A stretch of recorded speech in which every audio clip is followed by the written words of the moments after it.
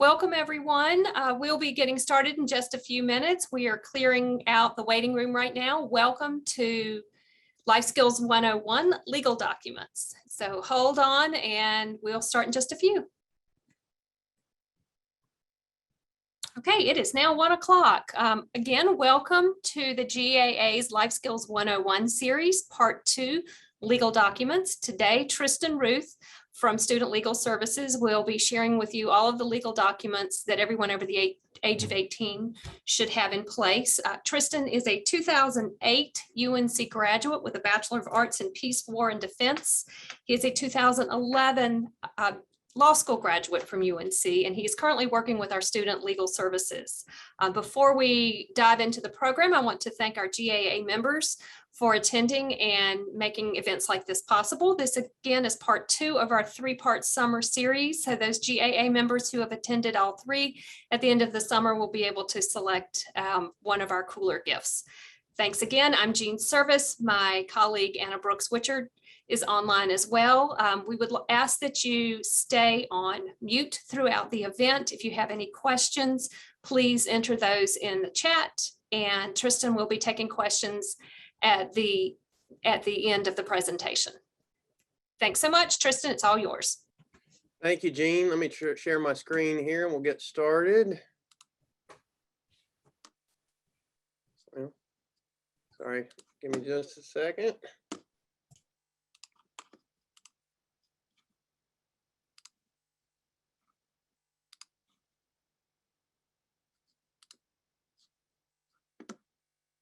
Okay, can everybody see that okay? Everybody hear me all right? Okay, guys, so this is, well, this is not every legal document you probably need as an adult, but this is probably the 3 most important kinds of legal documents that you need. So this is what I call basic estate planning for dummies. I'm sure y'all are all not dummies, but because we all went to UNC, right? So anyway, guys, who am I? Just a little bit about me. My name is Tristan Routh. I go by professionally J. Tristan Routh. My first name is James. I am from Randolph County, North Carolina, near Liberty. Went to Eastern Randolph High School. I attended, like Jean said, UNC undergrad. Graduated 2008, Peace, War, and Defense in History. Then went straight to UNC School of Law. Got my JD there. Graduated 2011. I then moved back to Randolph County for good or ill for a little bit. Private practice, was there for a year in Asheboro for 2011, 2012. And I worked as the staff attorney for the Randolph County Department of Social Services from 2012 to 2014. Doing a very different job than what I do now. But and then in 2014, then director of Student Legal Services at UNC. And for those of you that don't know, Student Legal Services is a nonprofit law firm at Carolina. We are not technically part of the university. We're a separate nonprofit, but we offer essentially legal advice and legal services for students at a very low cost. They all pay a small student fee every year, and they get unlimited legal services to our office. So I've been here since 2014 when then Director Dottie Bernholtz, who is also an alum of Carolina. Some of you may or may not know her, but she retired and brought on myself and another woman named Fran Muse, who's the director of our program. But I've been there since 2014. I'm just recently back in the office. If you saw my professional picture, I have a lot more hair on my face and my head than when I took that picture, but I've moved to Carborough since the pandemic, and I'm just trying to blend into Carborough these days. So that's why, but I am the same person in that picture, believe it or not. So, okay, y'all, just a couple of disclaimers, because after all, I am, of course, a lawyer. So guys, the number one thing I want to say, this is not legal advice.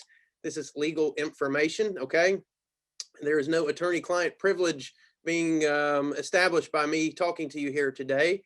I am only licensed in North Carolina. That's fairly typical. Most people are only licensed in one state, I would say. So this information is based upon NC law. If you have questions about other states, I would recommend you speak to somebody in that particular state. It may be very similar to what North Carolina law is, but I can't say that with any certainty. So if you have questions about other states, I do have some colleagues in different states across the country. So if you desperately need somebody to deal with an estate issue, feel free to get in touch with me or ask Gene to get in touch with me. I'll talk to some of my colleagues at other student legal services offices across the country and see if there are any referrals they can provide. If you have questions about your own personal situation, you should seek the advice of a qualified licensed attorney. In other words, guys, please don't ask me personal legal questions during the presentation, okay? So something I always remind students here at UNC when I'm giving a presentation is you probably don't want to ask your personal legal questions in front of however many people are going to be here today.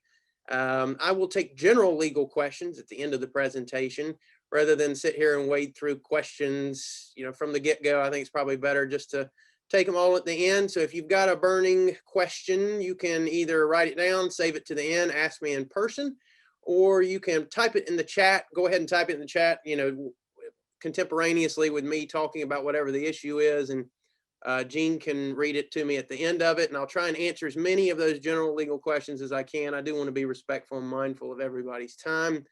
Y'all, just a disclaimer, I'm not a bar certified expert on estate planning. There are such people, folks that's their bread and butter or what they do most of the time or the majority of the time. Although I have done a lot of basic estate work for individuals over the past 10 years in private practice, as well as at student legal services. We do basic estate planning for students, undergrads and grad students. I may not know the answer to every question you ask. And if not, I will be happy to admit that I am ignorant of the answer to the question, but hopefully maybe I can point you in the right direction. And I do not personally take private estate planning clients. My position only allows me to assist students at UNC, although I am happy to provide referrals depending on your geographic location. I'm sure we've got folks scattered all over North Carolina and maybe all over the country and the world for that matter. So I may not know somebody everywhere, but I'm happy to do my best if I do have colleagues or friends in certain areas where I can point you to. So, okay, y'all. So there are 3 documents that I'm going to talk about today. I'm going to take each one one at a time. And these are the 3, again, what I would call basic estate planning documents. If I'm helping a student or a student comes into my office and, wants a will or a power of attorney, I usually mention, if they come in and they say, I want a will, then I'll usually mention these other 2 documents. And similarly, if they come in asking for one of the other documents, I'll mention the other 2. I think they all just kind of go hand in hand. When I was in private practice, we generally would recommend to folks that you kind of do all of these at one time. And this is somewhat anecdotal. I don't want to speak for most attorneys across the state, but if you go to an attorney that does small basic estate planning, they'll probably be happy to do all 3 of these for you at the same time. They're fairly easy to complete simultaneously with one another and easy to execute all together at the same time. So the first of those documents is a will. I'm sure most of you know have a basic understanding of what a will is, but there are 2 general types that I will talk about today. And I call it a regular will. I mean, whatever that means, but it's just a simple will that anybody, can fill out. And then I'm going to talk about a will with a testamentary trust for minor children.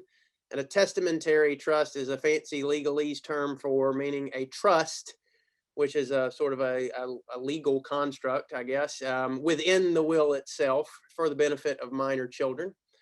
And a healthcare power of attorney, and these will sometimes include an advance directive, also known as a living will. I'm sure a lot of you have heard that term.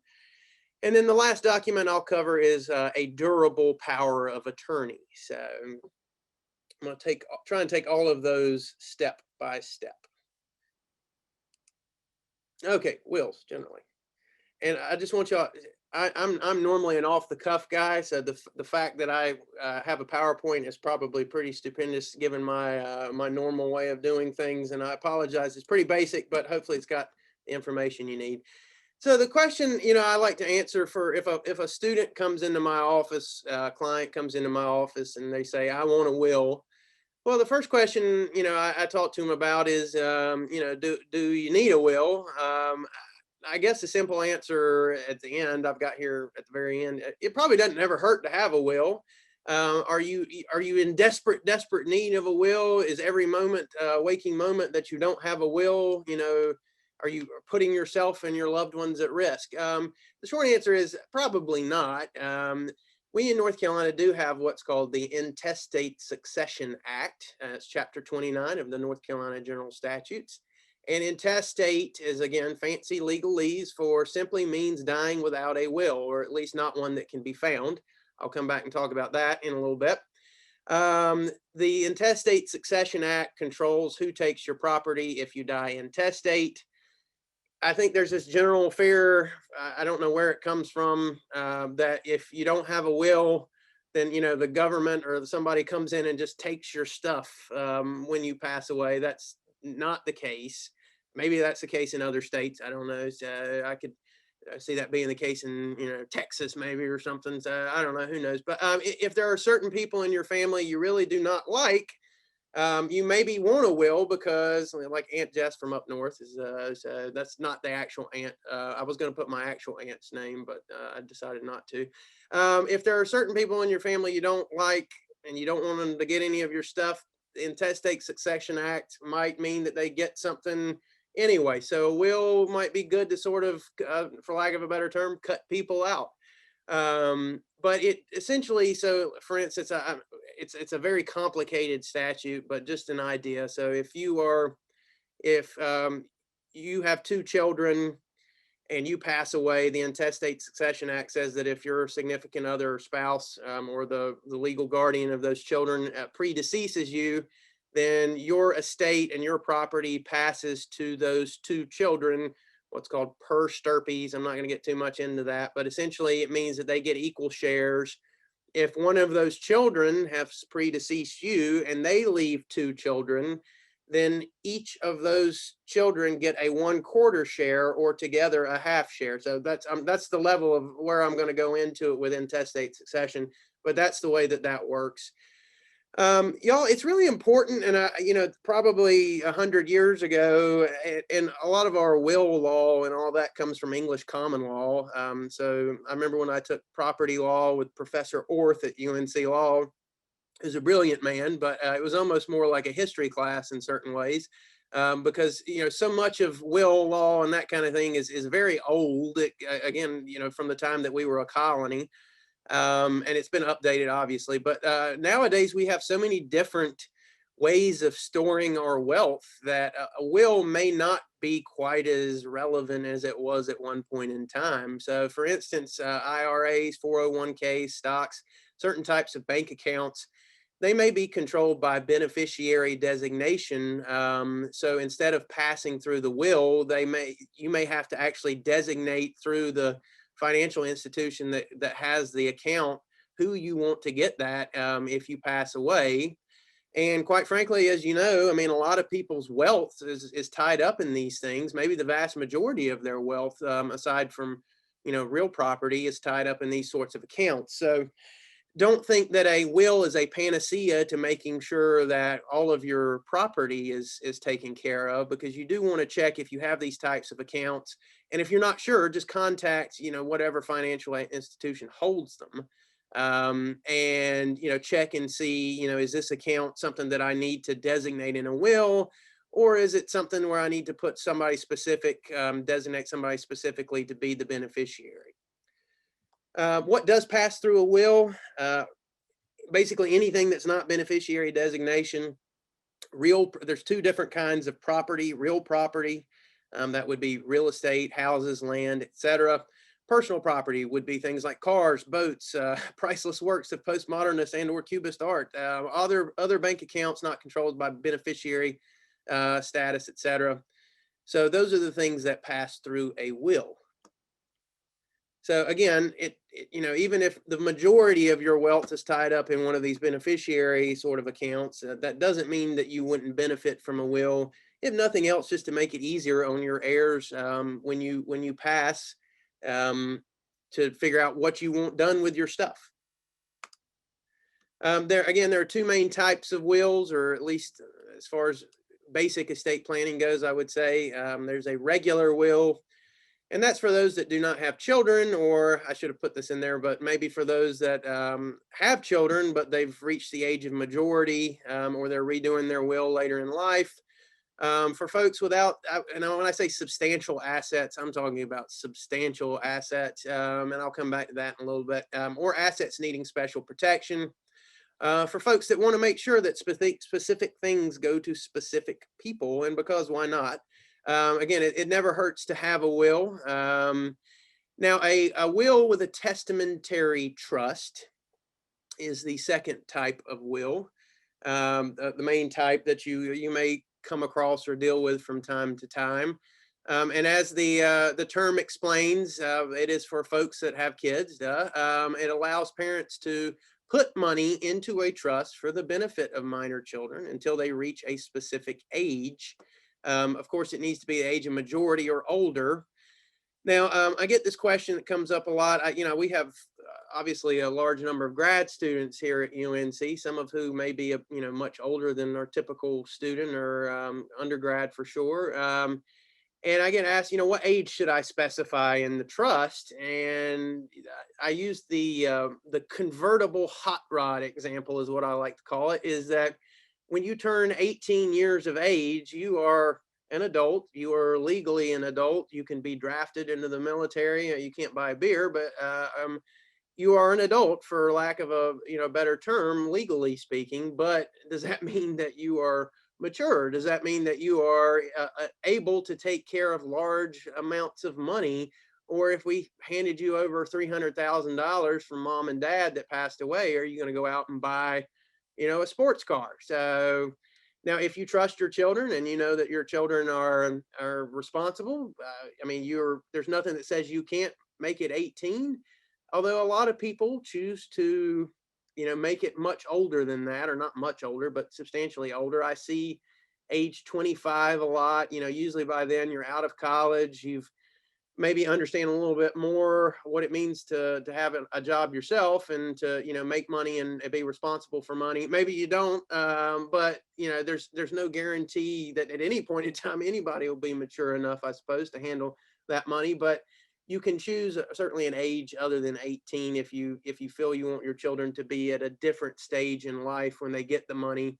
And if you have, for instance, two children, let's say one turns 25 and the other one is still 22, at least my will document, and I know a lot of other folks, the money stays in trust until both children have reached that threshold. It can be written specifically, I suppose, to say when each child gets it, the money comes out, but it makes more sense to kind of keep the money together until both children can take advantage of it, in my opinion. But and also a will with a testamentary trust. And guys, I'm going to show you what these documents look like here in just a minute. So just bear with me. But so a will with a testamentary trust also makes arrangements for the day-to-day care of minor children in the event of the parents meeting an untimely end prior to the children reaching the age of majority. So, for instance, God forbid that somebody, you and your spouse or significant other who have children together, pass away in a car accident simultaneously. Who would take care of your children? Obviously, if one of the spouses or legal guardians is still alive, then that person would obviously be in charge of the children, legally speaking. But if both people were to pass away simultaneously, you can appoint guardians of the children, legal guardians of the children, to take care of them in the case that something terrible and tragic like that occurs. So there are, I call these will jobs, the poor souls who have to make the will happen. You have to, within the will, appoint people to do certain things in order to have the will, in order to make sure that the will is carried out. The most important job, I would say, in a will is the executor and or co-executor. It may not be a good idea. Some people are, for instance, I especially run across this with students. I want mom and dad to be my executors. Well, that's fine, but unless you dictate in the will, what happens if mom and dad, who are in charge of, and what an executor does, just to give a little bit of background, is they're the person that what's called probates the will. And that's, again, a fancy legalese term for going to the clerk of superior court in the county of domicile. And again, this is North Carolina. may be different in other states. I don't know. But for instance, if I live in Orange County, so if I were to pass away, and I appointed my mother and father to be the co-executors of my will, then they would have to go to the Orange County Clerk of Superior Court, because that's where I was domiciled. And domiciled, again, fancy legal term for the place where you intend to stay for an indefinite amount of time. Your domicile may be different than your residence. For instance, if and you run across this a lot with folks of an elderly age that might not be able to take care of themselves, or perhaps they're hospitalized. Think about somebody that lives in a rural community where there's not access to a really good hospital. If they are hospitalized, rushed, via helicopter or EMS to Chapel Hill, but they live in Caswell County or something like that, their domicile may be Caswell County, even though if they passed away in the hospital at UNC, they passed away in Orange County, but their place of domicile is still Caswell. So you would go to the clerk of court and file for what's called letters of testamentary with the clerk, and that just opens what we call a probate estate. And then there are duties that the executor and co-executor have to do in, first of all, figuring out exactly, inventorying, we call it, what's in the estate, making sure that any debts owed by that person that are not dischargeable at death have been paid. That includes putting notices in newspapers to say, hear ye, let it be known that if so-and-so owes you money, there's an estate open, da da da da da.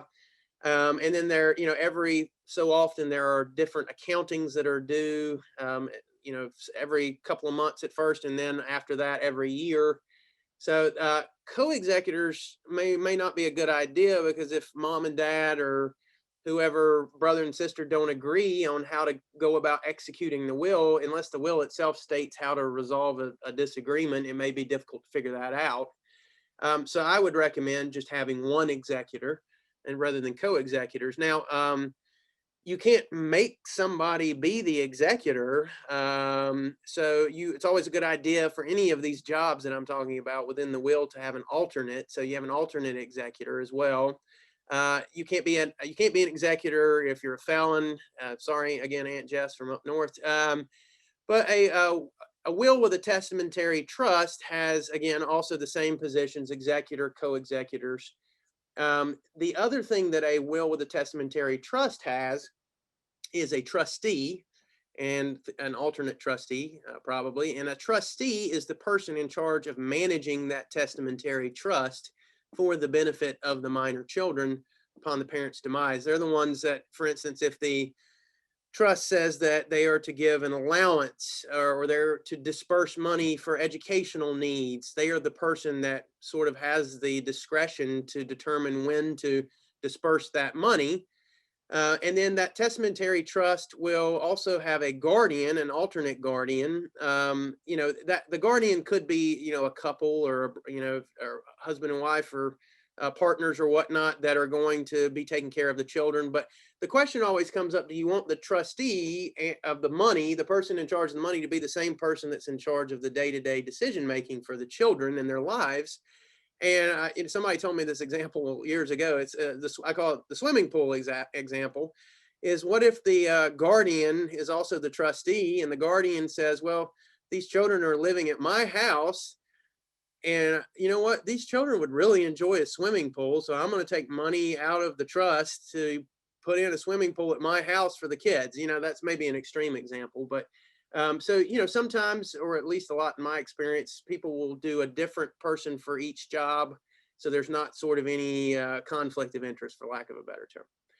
And yeah, so do we want these people to be the same? Again, there's no requirement that they be different people. It's all just sort of a decision that you need to talk to if you've got a lawyer that's executing these documents for you, to talk about and see if that's something that you feel comfortable having the same person, or whether it's going to be better in your individual circumstance to have different people.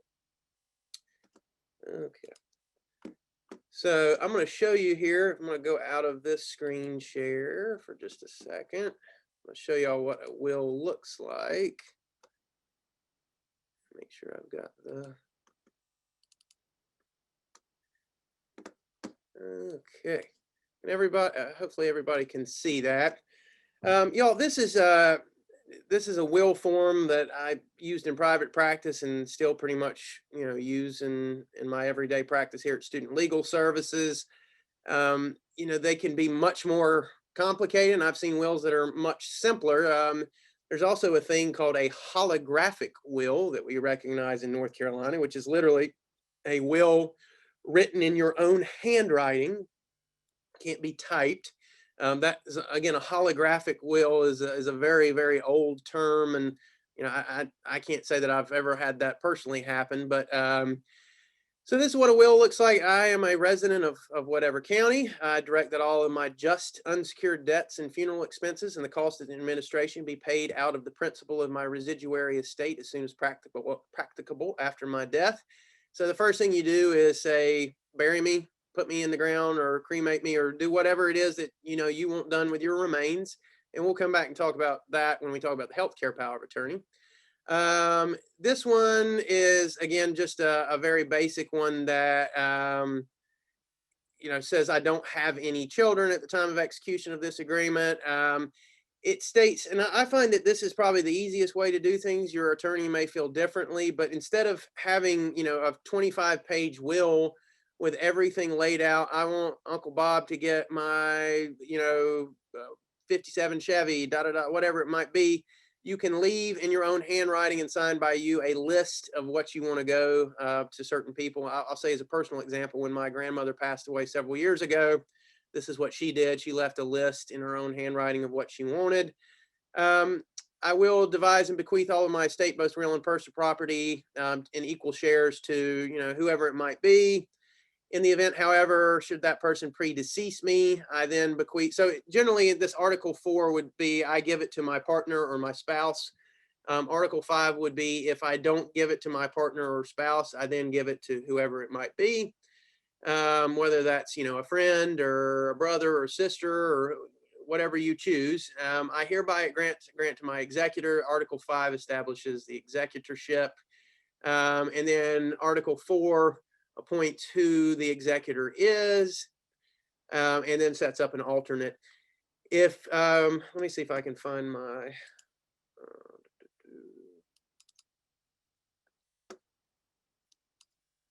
so this is a testamentary trust. So we have most of the same provisions here, except in this instance we have, if subsequent to executing this will, there should, well, actually, let me back up.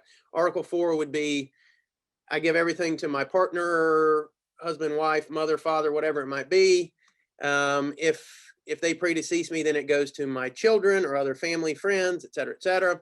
And then if subsequent to executing this will, there should be additional child or children born or adopted, such afterborn children shall share equally in your estate. This one sets it at 25 years for when the money would come out of the trust and be just given to the children. Until then, there is appointment of a trustee here in Section 4 and a second choice. Then Article 6 here would appoint the guardian. And then Article 8 here would appoint the executor. Again, they could theoretically all be the same person. That's up to you to decide.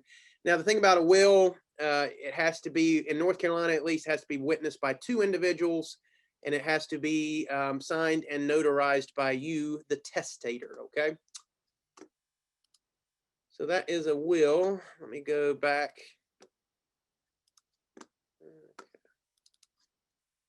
How am I doing on time? Okay, 1:30. So I'm going to try and wrap up the rest of this. The other 2 documents are fairly simple to cover, and then I'll leave some time at the end for questions. So that was what a will looks like. If you have any questions about that, again, put it in the chat or save it till the end. I'll try and talk about the will or answer as many questions. Oh, before we go, sorry. In order for a will to be probated, it must be found. If a will cannot be located, then there is no will technically. I will use a personal example. My grandmother, again, that I mentioned, who passed away several years ago, supposedly we thought that she had executed a will subsequent to the one that we found. However, that will could not be located anywhere. So we had to probate the will that was found. So if there is no will, there is no way. In other words, keep your will in a safety deposit box, fireproof safe.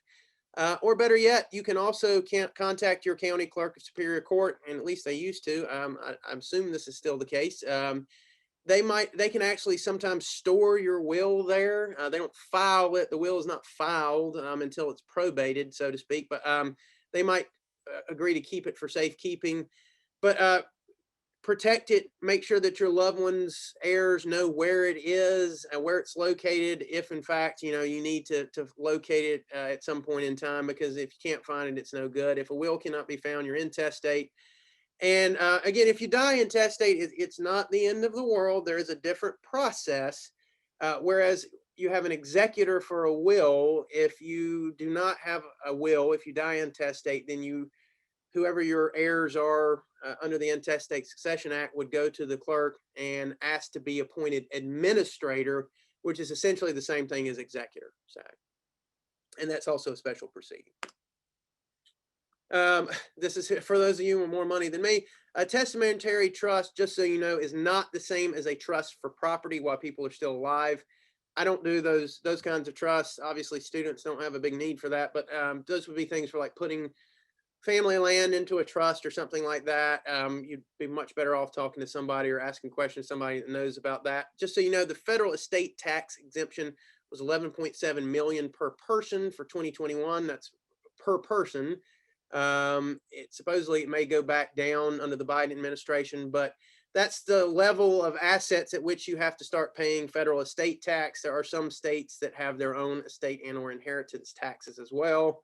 I was looking at a list of them. New York has an estate tax, Minnesota, Kentucky, we do not. But anyway, in other words, if you have a lot of money, you may want to consult with what I call a high-end estate attorney, tax attorney, and or an accountant to figure out your best option for estate planning, because there are all kinds of legal mechanisms for trying to keep money from being taxed, for protecting folks that go into healthcare and, don't want Medicare coming or Medicaid coming after their assets, et cetera, et cetera.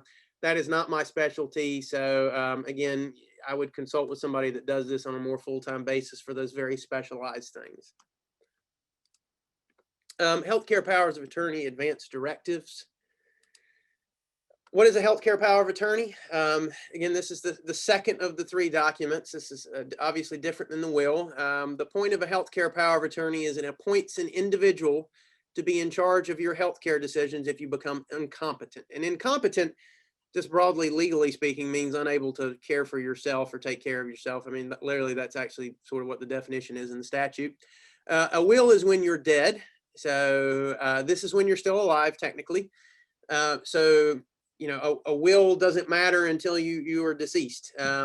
These are the documents, these next two documents are the ones that you need if you become incompetent and you're still alive, or for that matter, they could actually apply even while you're not incompetent. I'll come back to that. Similar to a will, you appoint a healthcare, what we call attorney in fact, and an alternate. You can also specify a physician. If you have a treating physician that you go to regularly, you can say that they're the person I want to provide me care, or they're the person that I want to make a medical determination of incompetency. And it allows you to make provisions for other healthcare related issues. Now, certainly, if you have a North Carolina driver's license, there's organ donation on the driver's license, but these documents also allow you to say, I want to be an organ donor. And they can also say, if mental health directive is what we call it. I very rarely have done those. I don't know an incredibly large amount about the mental health directives. They're somewhat unusual is my understanding, but you can direct, if I were to be, put away, so to speak, in an institution or something like that. Allows you to make provisions regarding disposition of remains upon death. So our document says you can make other arrangements about that separate and apart. It doesn't necessarily have to be in this document, but you can use this document to make wishes regarding disposition of remains that would be paid for by the will, as we mentioned earlier. Also makes provisions for an appointment of a guardian of the person, an individual appointed by the clerk of court in an incompetency hearing for making everyday living decisions for a person. So if your physician has declared you incompetent and there's been a medical finding of incompetency, or if folks are not in disagreement about whether or not you are in fact incompetent, this last provision here may not really be needed. But a lot of times there is disagreement over whether somebody is in fact incompetent, and to what degree are they incompetent? Are they unable to take care of their day-to-day decisions? Are they unable to take care of their financial affairs? Or are they unable to take care of anything, both of those things? So in those cases where incompetency is somewhat in doubt, or where you don't maybe have a healthcare power of attorney, which is another reason you probably want one.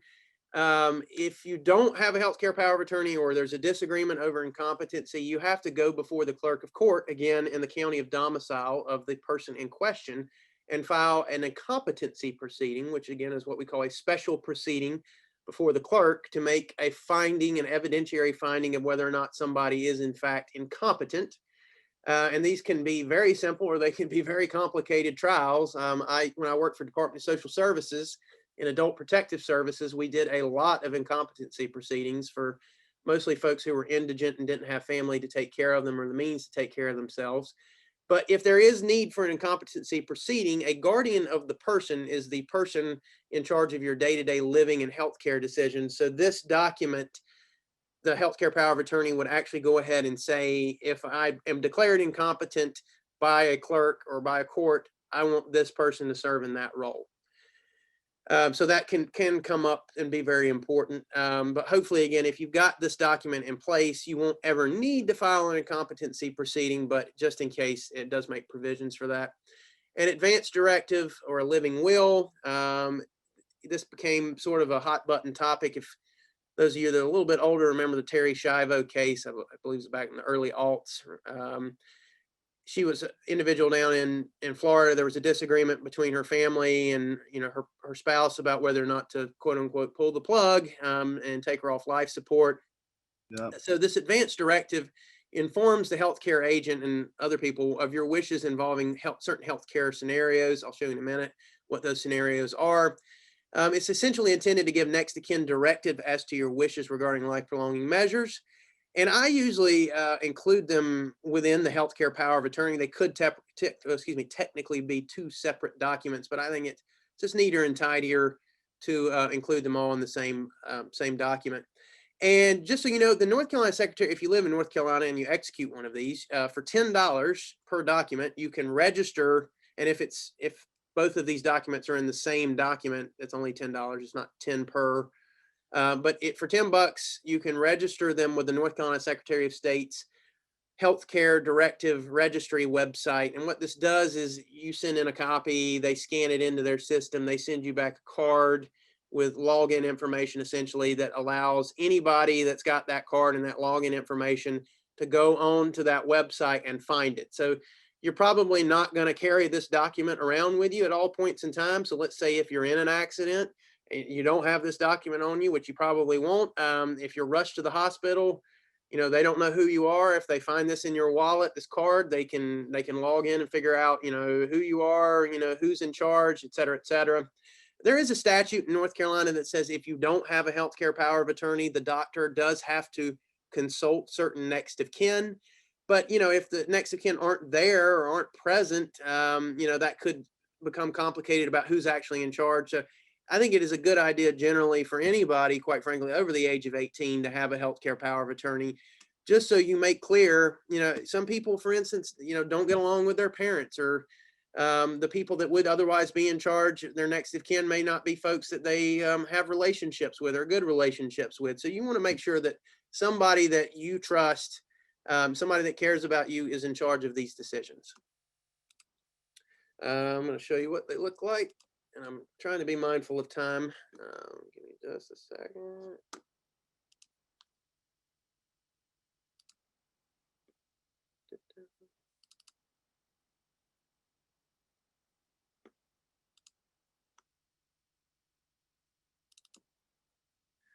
Okay, this is, there is also a statute in North Carolina that controls these. There is what we call a short form healthcare power of attorney.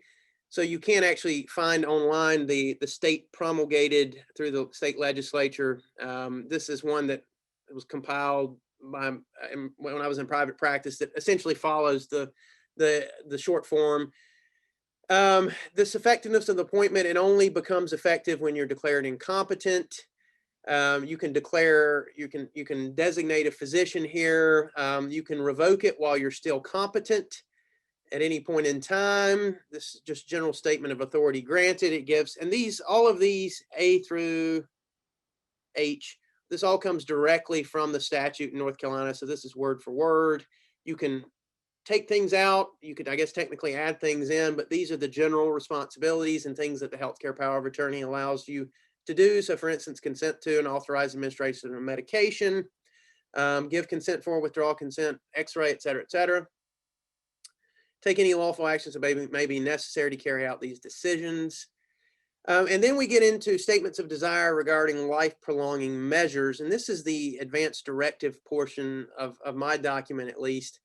And there are three different scenarios. The first being I have an incurable or irreversible condition that will result in my death within a relatively short period of time and that renders you incompetent. So the three options, and you have to execute these in the presence. There are two witnesses required for this document, just like the will, and you need to execute and initial these in the presence of those two witnesses who also sign off. So you can grant discretion solely to your healthcare agent. So up here at the top, you appointed a first choice and a second choice. So let's say I appoint my partner to be the healthcare agent. Number one, I'm giving full discretion to my partner. Number two, I am saying I do not want to be kept on life prolonging measures. I don't care what my healthcare agent says. I don't want to be kept alive. That's what number two is saying. And then you can also say, I don't want artificial nutrition and hydration as a secondary to that. You initial there.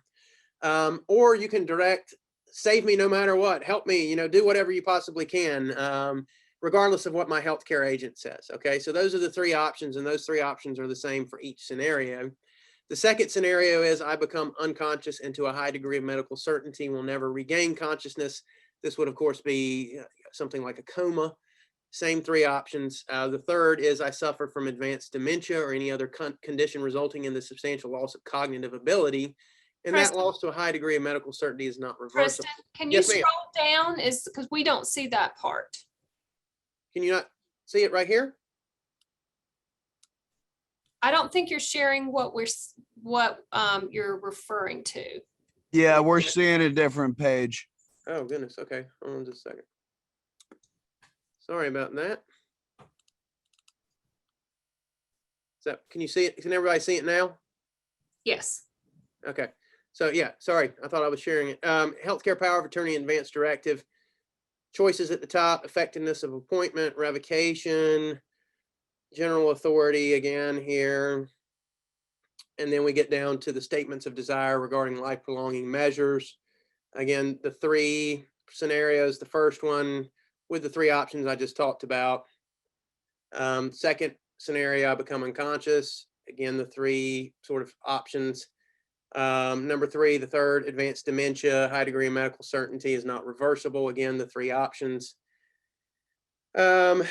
Statements of desire regarding disposition of body. This is where you could put in certain instructions regarding, disposition of remains. Special provisions, advanced instruction for mental health treatment. That again, that's what I normally don't include one of those. It can get complicated. In exercising the authority, you can put certain medical limitations up here. I'm not going to get too much into the weeds there, but here's organ donation. One thing to keep in mind, if you want to donate organs, another option is you can donate your entire body for anatomical study. You can't really do both, and it's sort of a macabre reason, but if you want your whole body donated, you can't also take the organs out of it to donate it. So you have to sort of decide one way or the other. And if you want to put in specific limitations, this is the guardianship provision, again, that I mentioned earlier. Reliance on third parties, this sort of takes away some responsibility from the healthcare agent for liability, and just general abilities to revoke, and that you don't have to serve, no bond will be required. And also that was something I meant to mention with the will, if you are not appointed in like a healthcare agent or an executor under a will, and you go to apply, the clerk of court may require you to furnish a bond or sort of like insurance saying that you are responsible enough to manage this account. But if you have these documents, you can state in there that the people listed in these documents do not have to furnish a bond. Anyway, guys, I'm running short on time, so I want to kind of get through these. Next.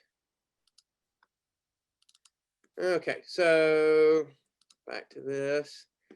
So the last document is a durable power of attorney. What does a durable power of attorney do? Again, a healthcare power of attorney, just like it says, takes care of healthcare decisions, right? So a durable power of attorney takes care of everything else. Can everybody? My screen is black for some reason. Can everybody see this? Yes.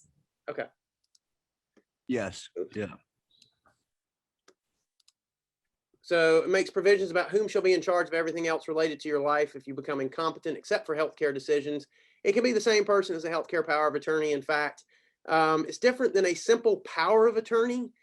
You can execute a power of attorney that says that my student is studying abroad. While he studies abroad, I am allowed to sign documents for him until he gets back or something like that. But a durable power of attorney includes language that says that this survives my incompetency. Otherwise, a power of attorney is not valid once you become incompetent unless it has that durability language in it, okay? That is the main difference. And in 2017, North Carolina adopted a new statute with a very much more streamlined process for these documents. All powers allowed by the statutes are enumerated therein. There's a lot of details, don't have time to go through it, but if you're curious to see what they are, go look at chapter 32C and it'll tell you all of the different things, and I'll show you where that is in the actual document here in a minute. You can still make simple powers of attorney that just don't have that durability language. And powers of attorney, including durable powers of attorney, can be what we call springing, meaning that, in other words, they go into effect only upon the occurrence of a specific event, most often the incapacity or incompetency of a person. Otherwise, they go into effect immediately. Now, if you're older and you and your spouse decide that you want to go ahead and give each other that power to access each other's bank accounts and all that kind of stuff, that's fine. But if you're a younger person, you may not want mom and dad or your partner or brother and sister, whoever the actual agent is that you appoint, to go ahead and have access to that. So you want to limit it to when you actually become incompetent before that goes into effect. And let me show you really quickly what one of these looks like.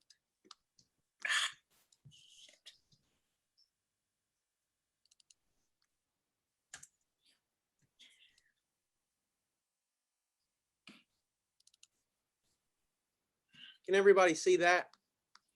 Yes. Okay, so this is the statutory, this is actually word for word taken from the new statute in North Carolina. So this is what it looks like. You designate your agent, successor agent, again, sort of a backup, just like on a will, grant of general authority, and then you have all of these boxes. So the old document used to literally lay out all of the details of each of these authorities. Now it just gives you these sort of broad, subject headings that you can check each one, or you can check all proceedings. So real property, that's, you give that person the ability to sell your house or your land, to sell your tangible personal property, to trade your stocks and bonds, to reach your bank accounts, to make decisions regarding your insurance, et cetera, et cetera. Most of these are fairly self-explanatory. And then there are these, what we call grants of specific authority, that you have to initial, otherwise these grants of specific authority are not in effect. So these would be things like make a gift, create or change rights of survivorship. That has to do with rights of spouses in the case of surviving under a will, or if there's not a will, create or change a beneficiary designation. I'm not going to get into the weeds on all of these, but probably the one that comes up the most is this one right here. They access the content of electronic communications. One thing that we don't think about in this day and age is ability to access email, or even Twitter or Facebook accounts once somebody passes away. So this is something I always tell my students, especially, I would recommend that you check that box so that whoever your agent is has access to your email and your social media. And unless initialed, the agent may not make decisions in their own favor, so they can't give themselves money unless initialed there. Now, this one is not a springing. I have language here that says this power of attorney is effective immediately. But if you wanted it to be what we call, again, springing, you would include language here that says that it only goes to effect once I have been declared incompetent to a high degree of medical certainty or something like that. So, and this one does not have to be witnessed, but it does have to be signed and notarized. Oh, I'm sorry, actually, and we do have this portion. Some states may require witnesses other than North Carolina. So if you want to, if you're thinking about moving out of state, if you want to just be 100% careful, you can get witnesses to sign this too. Although within North Carolina, it's not required. So, okay. All right, Tristan, we do have a number of questions in the hold on, chat. I got just a couple of things I want to Okay. talk about, and then I'll be on the question. So, guys, just a couple things to wrap up. It's always a good idea to go ahead and think about doing some basic estate planning. I really, and maybe this is self-interested, well, not really, because I don't take private clients, but oops, sorry, jumped ahead. I would not use LegalZoom. I have myself seen messed up documents. I've heard stories about people with messed up documents. Go to a lawyer. A basic estate planning thing, when I was in private practice, you know, the price may be different now. I charged $400 or $500 to do all three of these documents. It's not that much, and you've got somebody that knows what they're doing it. The NC Bar Association has a referral service for finding lawyers in your area, so you can use that. Keep all of these documents in a safe place. All of these documents. Whoops, sorry. Wills and healthcare powers of attorney must be executed, like I said, with 2 witnesses. And guys, you may want to re-examine your estate plan once you have kids. If you move to a different state, you may want to take it to an attorney there and just have them put eyes on it and make sure it's going to hold up in that new state. And it is a good idea, just in general, to re-examine your estate plan every 5 to 7 years to see if your circumstances have changed. So, questions? Okay, one of the questions was, when you were presenting a will, does it need to be the original signatures or can it be a copy? That's a great question. It needs to be the original. Okay, next one. Now, for the, I will say, for the healthcare power of attorney, that's not as important, because again, you can actually put it in the registry, but for the will, it needs to be the original document. Instead of a family member, can a professional be the executor? Sure. I mean, you could appoint literally whoever you want to. There are certain statutory things about what kind of company can or cannot be, but I mean, you could appoint an attorney to be the executor, as long as that attorney was not the person that executed the will. That would probably be a conflict. But yeah, I mean, there aren't any super strict limitations on who can be executor. Okay, we also had a question I think you already addressed about testamentary trust as well as estate planning with trust. So I'm going to I think we've covered that one, Luis. The next question was regarding technology power of attorney, which you were just speaking to just a little bit there. And someone asked about storage of passwords and how do you delegate authority to close out those accounts? So essentially, the authority regarding access to electronic communications is specifically stated in Chapter 32C. So all of the abilities of a person, if you check that box on that durable power of attorney, then that person has all of the duties that are specifically set out in Chapter 32C. Okay, so whatever that statute says, that's what I mean, I could pull it up here to read. I don't know how much time we have, but somebody also I saw had a question about passwords. I mean, you could leave that on a document with your durable power of attorney, but again, all of those powers on that durable power of attorney are very specifically set out in Chapter 32C. So if you're curious what each of those boxes means, all you got to do is just Google NCGS, that's North Carolina General Statute 32C, pull up the statute, scroll down until you see that specific section covered, and just read what the description of the powers are there. That's the easier way to do it rather than me trying to go through it right now. Okay, I did want to remind everyone that we will be sharing the recording of this session within the next 2 business days. We will get it loaded to YouTube and we will send you an email. Please look for that email from the GAA. Sometimes they're landing in junk and spam folders, so please take a look. If you have not seen anything from me by Monday, feel free to reach out to me again. This is a time if anyone else wants to add questions to the chat, or if there's I saw anything one else. question, Gene. Somebody asked if an executor can be paid out of the will. The answer is yes, the executor, and if you hire an attorney to help, can be paid out of the will. I mean, you don't have to be paid. You can choose not to, but yes, you can apply to the clerk of court to get compensation for being the executor. And then there's one new question. Do you trust online services through places such as Mama Bear Legal Forms or Rocket Lawyer for Healthcare Power or Attorney for College Age Kids? I'm just going to take a firm stand here and say, don't go to anybody other than an actual breathing attorney. So I don't trust, frankly, any of those online websites. But again, that may be certainly self-interested about the profession, but I think again, it's not that expensive to get these basic documents done. If any of y'all are going to be a student at UNC again, have children, family members, friends, whoever that are students at UNC, please send them to my office. Again, there's no extra charge for our services. We will do these documents for basically free for whoever's a UNC student. So if you know anybody that needs these documents done, please send them my way. Someone has asked if you would show the durable power of attorney slide again. I'm going to take this opportunity. The slide or the document itself? The slide with the document, I guess. And Jean Phillips Weiner just asked, we do not do UNC employees.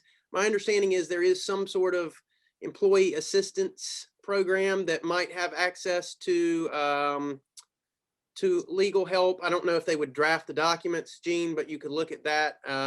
But no, we are only for students. And durable power of attorney. Here's the durable power of attorney. Can you see that, Jean? I can see that. Yeah. Is this what you were looking for, Beverly? Again, I want to thank everyone for coming out. This was part 2 of our life skills series. Part 3 will be the basics of first-time home buying, and that will be presented by Norman Block, who has been on here today as well. And this will truly be geared toward first-time home buyers. We will be looking in the fall to add some more components to our life skills, because we realize there's lots of things that folks have questions about that aren't covered in a classroom, or that come up as you go through life. New things come up that you need a little assistance, and feel free to share ideas in the survey that we send to you with the recording in the next couple of days. Thanks so much. Does anyone have another question that you would like to ask?